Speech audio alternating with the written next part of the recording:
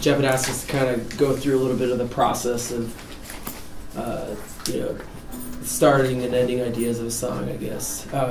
So we're going to do another newer one that I guess just kind of started where, you know, we have a batch of new songs and we were just kind of like, oh, we need some faster ones. So Cameron just turned the metronome on. We just kind of picked a pretty arbitrary faster. It's not, you know, we're not sure. It's not metal. Yeah. It's fast for us. Yeah, fast for the devil whale.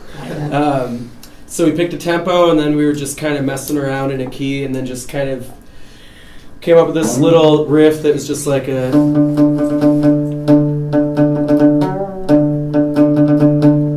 just a melody.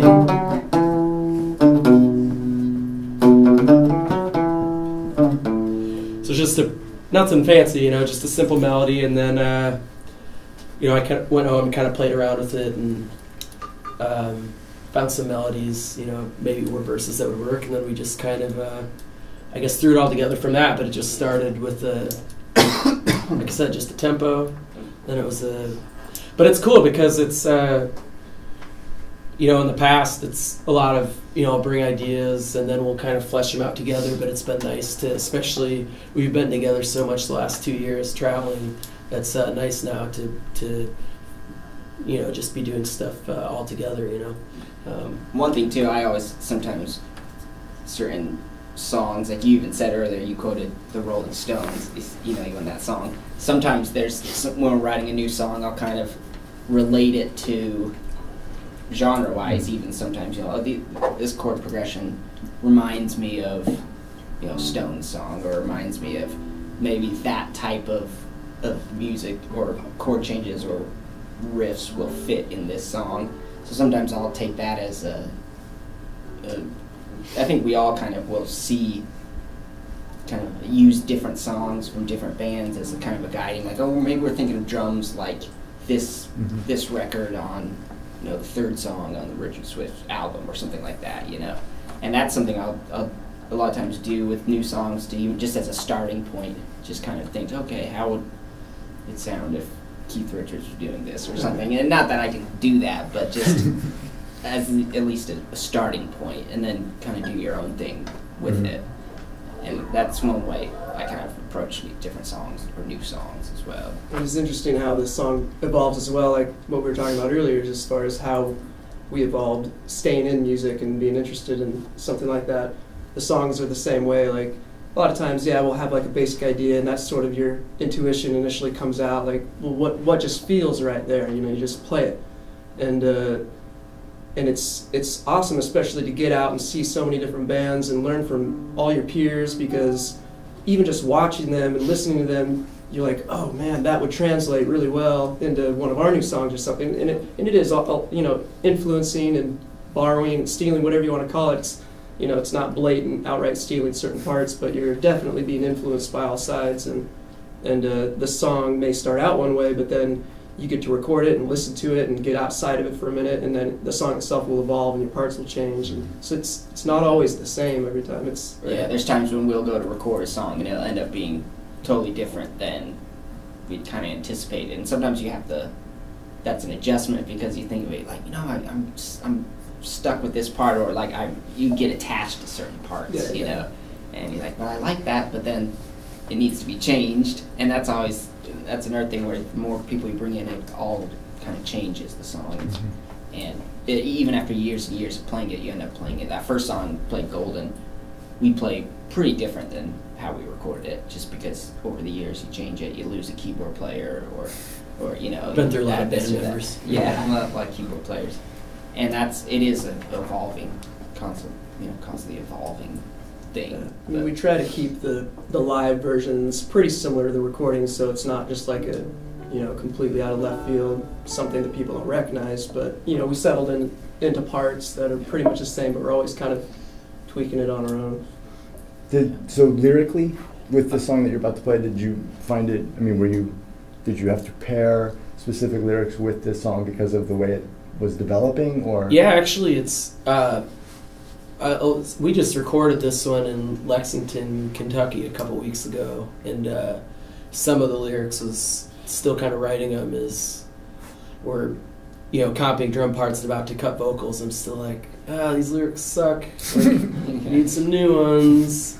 But it's funny because they, you know, in some ways they work. I like to, you know, you try to find stuff that thematically fits with the music, but lyrically, I'm not necessarily one that's always out to tell one specific story.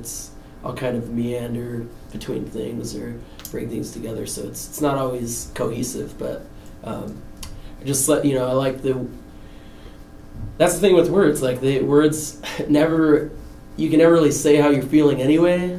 Like it's an impossible task.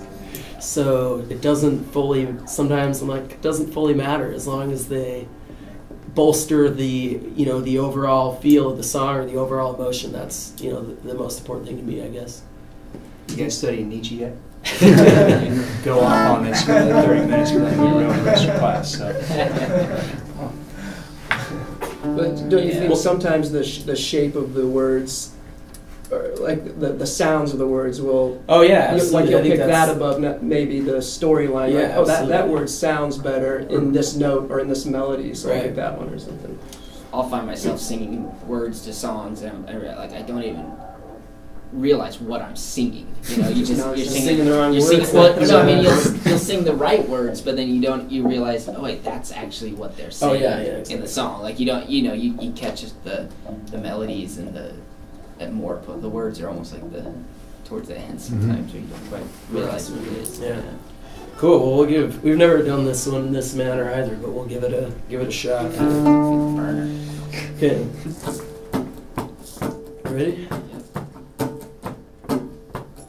1, 2, 3, 4.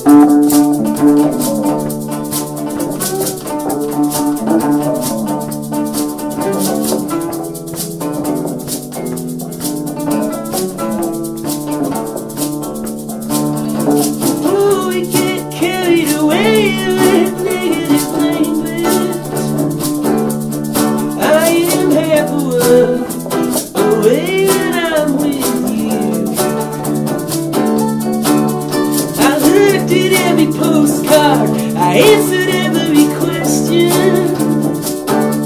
I never promised every answer would come true. And I get tired of the way you love me too.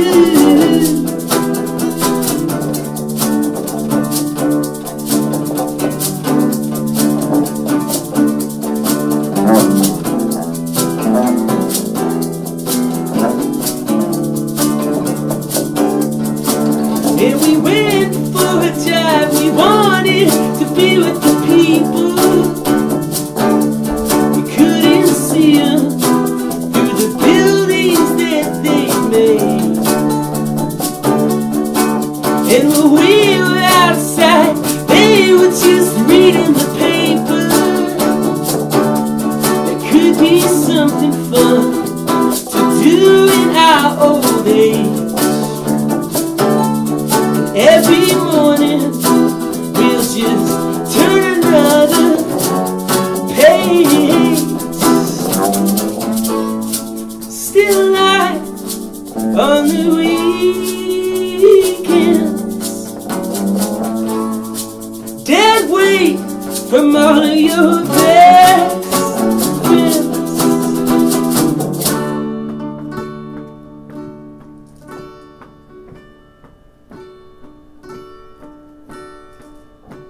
May your days be bulletproof.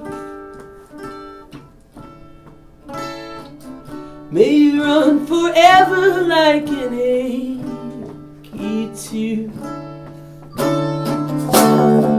And when they tell you it's your time to go, just remember there's a sunset that waits for everyone you know.